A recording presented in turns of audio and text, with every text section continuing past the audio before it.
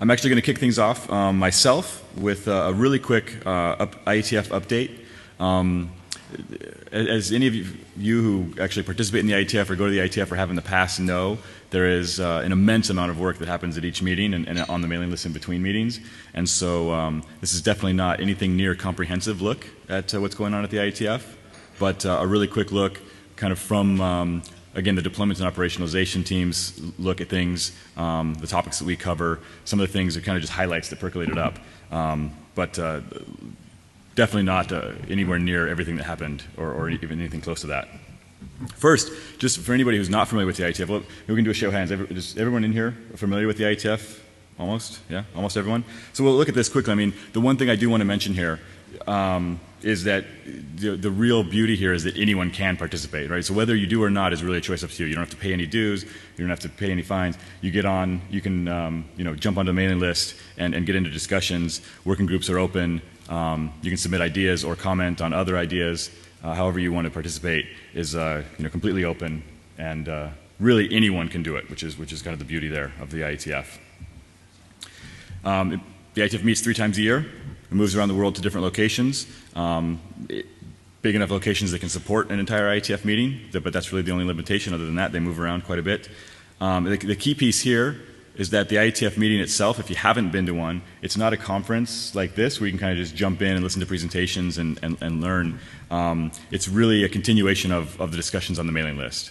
It's the working groups getting to meet in person to work out details, to settle arguments, hopefully.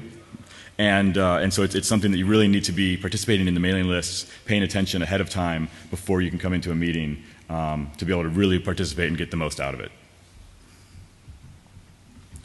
Here's a look at the IETF schedule. The next meeting is in November in Honolulu, but you can look back over the last year here and then going forward. We'll be in Dallas and then the Czech Republic, then Japan, Argentina, Germany, and somewhere in Asia once we get into 2016. So you can see, like I said, it moves around the world, and we try to play to as many audiences as possible so that not everyone has to travel around the world every time. The last meeting was IETF 90, just in July in Toronto, Canada. We had a little over 1,200 participants from 53 different countries, which is exciting. The meeting page there has a lot of information about what went on at the meeting.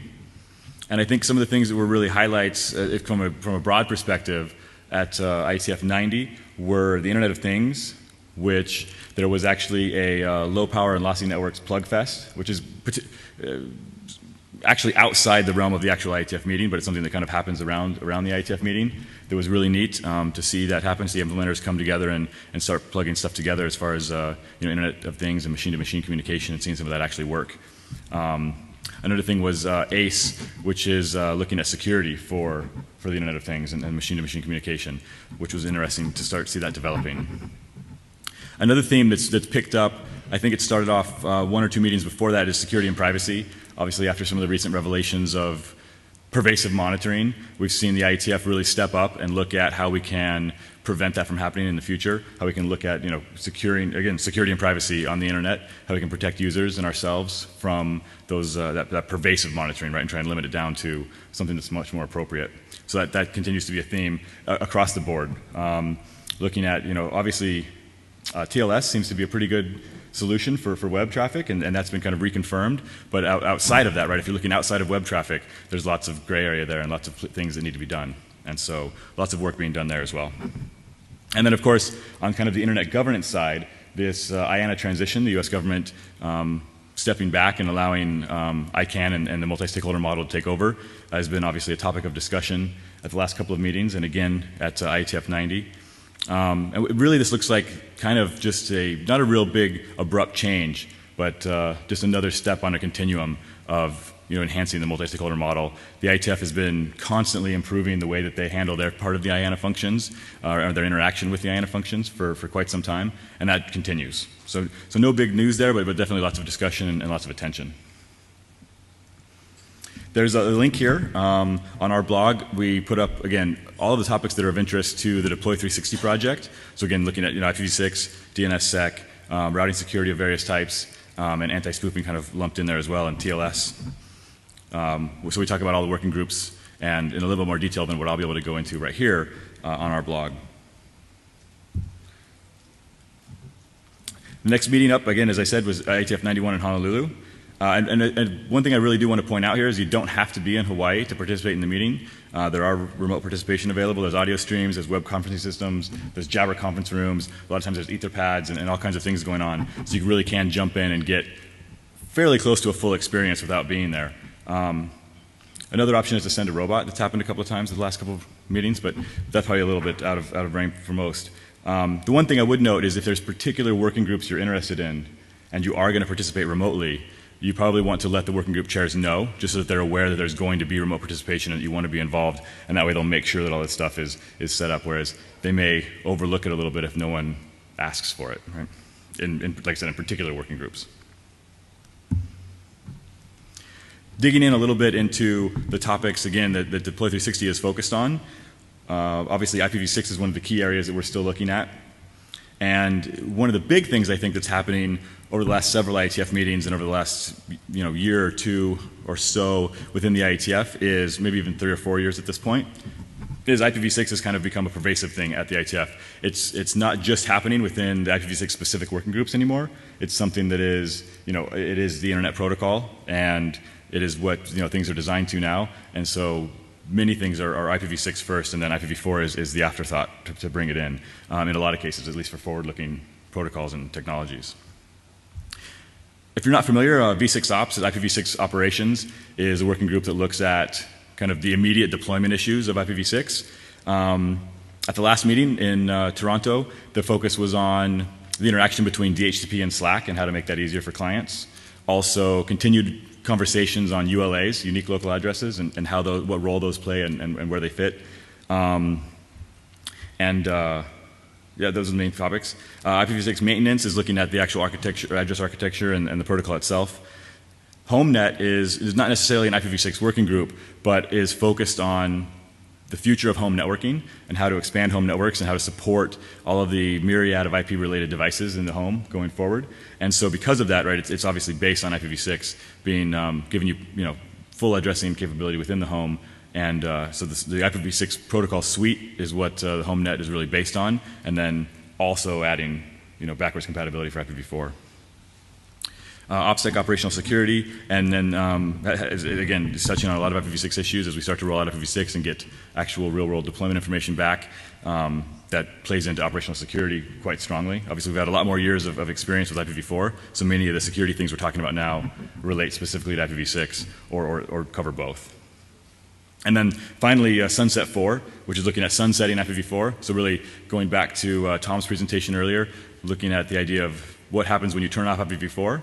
How many protocols, right, at the protocol level itself, are we dependent on IPv4, or do the IPv6 protocols stand on their own?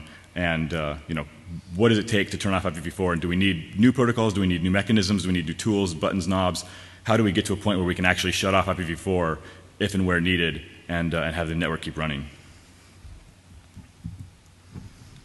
DNS and DNSSEC activities fit mainly into the DNS operations working group and the DANE working group. DNS operations is where the DNSSEC stuff happens. Some of the big things being talked about there is how we can use DNSSEC and DANE to protect other protocols outside of just DNS certificates, right? Outside of just TLS certificates, but looking at how to use these as security basis for more protocols as well. And then finally, routing activities, secure interdomain routing and interdomain routing working groups are where we kind of focus our attention there. Within CIDR, within the secure interdomain routing working group, one of the topics there is looking at RPKI, the resource public key infrastructure, and one potentially fatal flaw that's kind of come to light in recent months and maybe a year or so is that currently the certificates become invalid if a single resource goes away. So for instance, if I have a certificate that's validating 10 prefixes, and for whatever reason I lose one of those prefixes or give it away or something, and that prefix no longer exists, that invalidates all of the downstream certificates, which is a fairly major problem. And that's something that's being looked at really hard to figure out how to take care of that. Because you can imagine if an RIR, right, issued a certificate and missed a prefix or added an extra prefix or gave one back to IAN or something happened there, you could potentially have some huge effects from that. So that's where the focus there is. Beyond technology, we're again trying to bring people into the IETF, trying to make sure that everyone's voice is heard. And for that, we have a fellows program. So there are ways for folks to get their travel funded to come to the IETF, typically from places with more developing economies. And here's a picture of the fellows from IETF 90 in Toronto. And then in addition to this kind of the standard bringing engineers to the IETF, the Internet Society also has a Regulators to the IETF program, where we're bringing regulators from countries all over the world to the IETF to see how the standards process works. Again, in kind of an effort to help them stay out of the way of technology and do rulemaking that makes sense with the technology and keeps the Internet growing rather than stepping on toes. So really, obviously the call to arms here is to help the IETF create better standards. There's this newcomers page, which is really cool. There's a video up there now that's pretty awesome. It's kind of, if you don't know what's going on at the IETF, or even if you think you do, but you may have some fuzzy areas, I recommend going to the newcomers page and checking that out. Again, in particular, from our perspective, V6 Ops and DNS Ops are obviously the most operational focused working groups in the IETF, so they're probably going to be the most relevant to the work you're doing. And of course, you can join mailing lists, you can read the drafts, provide comments. It's all open, anyone can do it. And we highly encourage operators to do this whenever you can, whenever you have time, to keep an eye on things and make sure everything runs smoothly. Another thing, Yari, as he's taken over chair of the IETF, has been really prolific in blogging. And so I would definitely check out the IETF blog. It may be a way to kind of low bandwidth or low time commitment kind of watch what's going on in the IETF. He does a good job of posting up what's going on there. There's also a Twitter account, a Facebook account, and a Google Plus account, which rather than typing all those numbers, I would really just search for that. Google seems to be pretty good at search. Yeah. And with that, I'd be happy to take any questions. We have a minute or so here before we jump on. Brian Nisbet from HEANet. Just one quick thing from what you were saying about remote participation. You guys are talking a lot about getting many people involved and all the rest of that. It strikes me as strange that if you want to remote participate, you have to tell someone in advance so that they're prepared. RIPE, while admittedly a smaller meeting, does a great job at assuming that they have 20 or 30 remote participants at least per working group, and everything is there, there's a scribe there, it's all webcast, it's all doable. So it just kind of strikes me as strange that if you're trying to encourage remote participation, that you have to take the remote participant has to take that extra step to do that. That's fair, and for the most part you probably don't have to do that. I'm still recommending it. One of the things that we're looking at there is obviously the scale of the meeting, right? When the IETF is in working group mode, we're talking about a dozen or more working groups all happening at the same time, and so there may be times where not everything gets set up in this particular room. So like I said, probably 80–90% of the time you're fine if you just wanted to tune in and jump on, and the jabber is going to be there, and it's all going to be fine. But I don't want you to get caught in that 10 or 20% where maybe something got missed because it was a smaller working group or got stuck into a smaller room or something happened there. So it's just a piece of advice I would say: if you really want to participate, throw them an email. And it also might not be a good idea, might not be a bad idea to have a conversation with the chairs ahead of time anyway to see what they think is important and that kind of stuff. Yeah, so. Quite possibly. I just think that if the push is for global. Because obviously not everyone's going to be able to get to every IETF, right. Very small people get to be able to every IETF meeting. So if that's the push, then maybe some time and resources should be put into making sure that it's 100%. Agreed, absolutely. Groups. And I think that is something that is improving, and there are folks within the IETF, there's a group looking at remote participation. They formed up kind of I don't know if it's a BOF or a working group, but there is a group looking specifically at how to continue to improve remote participation. Because historically it hasn't been as good, it's getting better, and I think it'll continue to improve. Yeah. Anything else? Okay. Thank you.